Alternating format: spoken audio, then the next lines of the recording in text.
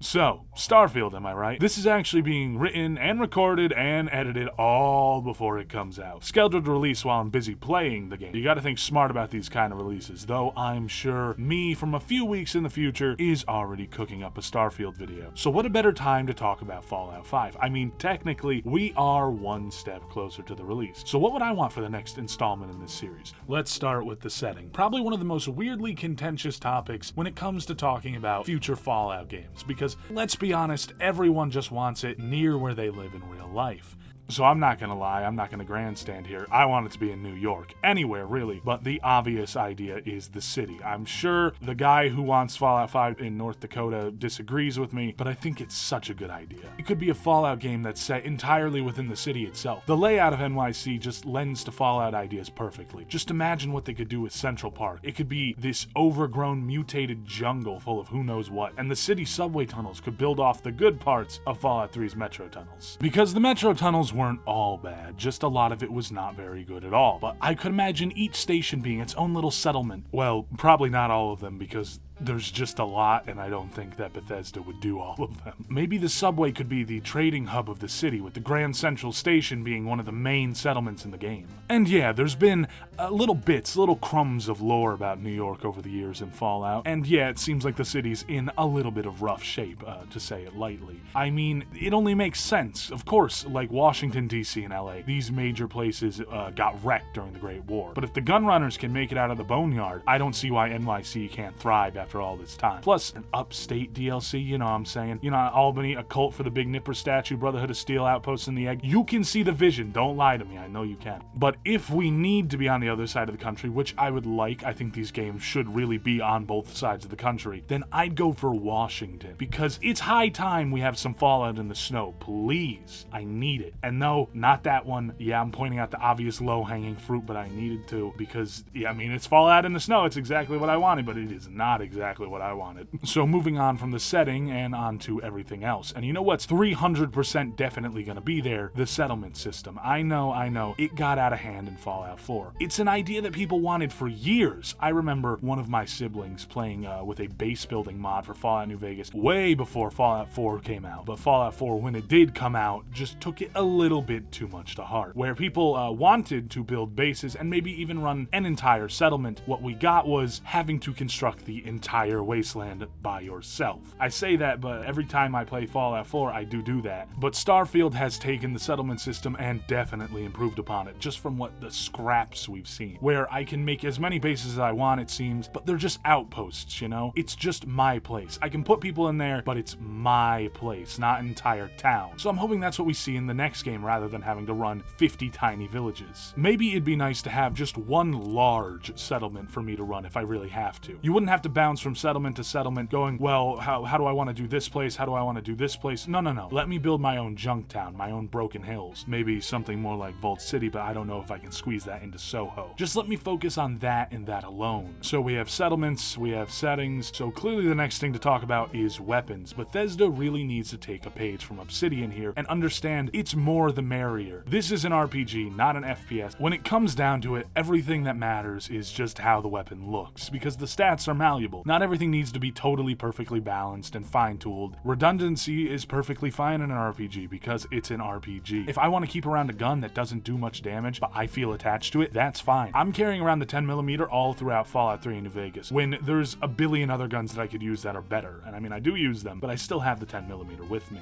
So yeah, just stuff the next game with as many weapons as humanly possible. Variants in name only and variants in appearance are both welcomed. See, Bethesda will make variants of weapons with just a different name, and then they'll make really special weapons that are unlike any other weapon in the game. This is a consistent pattern throughout their Fallouts and the Elder Scrolls. It's not a bad way to do special weapons. The Junk Jet and Thirst Sapper are unlike any other weapon in the game, but then the weapon variants are usually really in name only. The Chinese Assault Rifle and its variants look exactly the same, they just have slightly different stats and a different name. Now with Obsidian, on the other hand, there's a bunch of different variants that all look actually different, but overall there's less special weapons that that are truly different from the rest. I think these are both good ways to do it, and I don't see why we can't just have both. We can have the junk jet, and we can have Lucky. There's no reason why we can't have both. Now, what's a Fallout game without factions? I want more of them, thank you, but not more that are so ingrained in the story. I think I want more like in Fallout New Vegas, or even Oblivion, for example, where there's a lot of smaller factions you can join, or at the very least assist or destroy, of course. We need more neutral factions too, like the Followers of the Apocalypse, and I'd kill for more defined Raider factions just out in the world. Yeah, there's Nuka World and its whole shtick, but I mean more like how you can hold different reputations with the Fiends and the Powder Gangers. And for the love of God, can we just see our faction reputation in our Pip-Boy again? Knowing where we stand at all times with all these different factions in-game is what made them so cool in New Vegas. On top of that, it actually let us know what was and wasn't a distinct in-game faction, which was pretty helpful to, help actually know what was going on. And then that just wasn't in 4 for some reason. Now, as for how the larger ones would work into the story, I'd kind of like them to go back to basics here. Obsidian did such a good job with the whole pitting giant factions against one another thing, but it wasn't as well executed in Fallout 4. I'd kind of prefer it if it was a more of a unite the major factions against the antagonist faction thing, especially if this was in a setting like New York City. A setting like that is in such shambles that I think being able to convince a few factions to work together for mutual interest, or at least against a common enemy, wouldn't be out of the realm of possibility. I mean, they wrote just that plot for Morrowind, and they were still able to have the whole factions hating each other and letting you choose one to prefer, but that was all side content, and it was still peak fiction now, wasn't it? Oh, and speaking of things you could gauge in your Pip-Boy, please bring back karma. I know it was easily exploitable, you could do the worst stuff, and you could still have good karma by disintegrating just every raider you saw on site, but isn't that realistic? Being able to switch your public perception by having a few large good deeds, completely delete all your bad deeds from the public memory. Now, I know this one is a big ask, but with what we've seen with Starfield, I don't think it's as crazy of an ask as it used to be, and that ask is for vehicles. I know, a million people have asked for this, and there's a million mods for it, but none of them ever feel just right. They always feel like you're just running really fast, and the wheels never move for some reason. And sure, Bethesda had done boats and ships and wagons in Arena and Daggerfall, and there was the Highwayman in Fallout 2, but let's not pretend like those aren't very different situations from the later games. These games just weren't built for vehicles, and frankly, I never thought Bethesda would actually do vehicles, but looking at Starfield, and hopefully currently playing Starfield at the time of this video, its ship combat with all that it entails, I think they could do it now. I mean, wouldn't it be so cool to have some sort of customizable motorcycle? Hell, I'd take a wagon pulled by Brahmin if that's all I could get, as long as I had the chance to customize it to my liking. I mean, if they can make this fluid and in-depth ship combat with ship theft and piracy docking, they can make it so you can at least drive a bike with a motor in it. I'm not even asking for vehicle combat, just some locomotion. Now, a small thing to touch on here is the mutants. I really don't want them to be like, oh, guess what? There was another FEV testing site secretly placed under wherever this game is set. Now, I'm not saying we need to get rid of super mutants. No, we can just have less of them. Maybe there could be a faction of smart ones who joined together after fleeing DC and Boston, and they built a community within New York, or wherever this game would be set, assuming probably correctly it's on the East Coast. I mean, super mutants as a roaming enemy, I understand, is a big part of Fallout's identity, but we could still have big hulking enemies that play similarly. I mean, maybe there's a new kind of mutant where, unlike a ghoul, instead of falling apart, it grew when it mutated. But unlike super mutants where they became these massive men, it's a nasty, multi-limbed abomination, like a bipedal centaur or something. And if they did set it in a place like New York, I could see the city having a massive feral ghoul problem. I mean, it was one of the most populated cities on Earth, just like in real life, and it got wrecked by nukes. There could be hordes of feral ghouls roaming the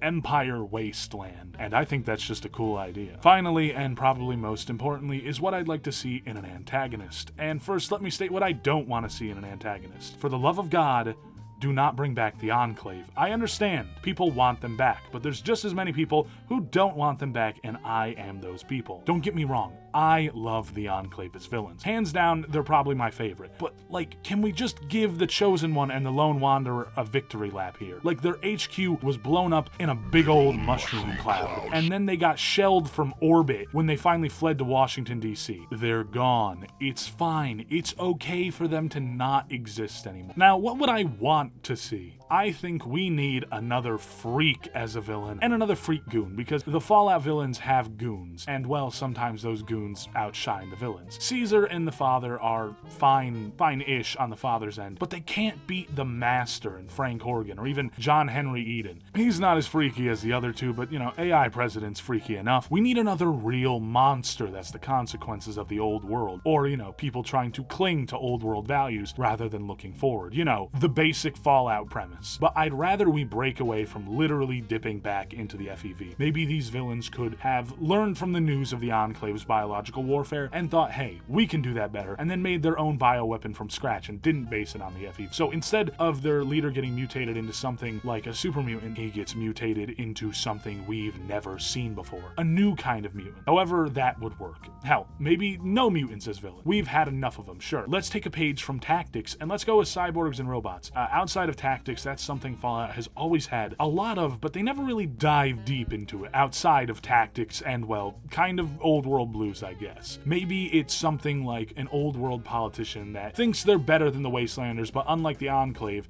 they've survived because they used robotics to keep themselves alive, and now they want to cyberlink-way the Wasteland. Like, think of it as if the think tank were less comedic and actually more evil. I think that's a neat idea, but this video is now over. I know it was a bit simple, but I had to make something fast so I can schedule it while I play Starfield and go back to school. Don't worry, I have got some quote-unquote real content coming. You should follow my art social medias. I post a lot of art there, and now I am gone.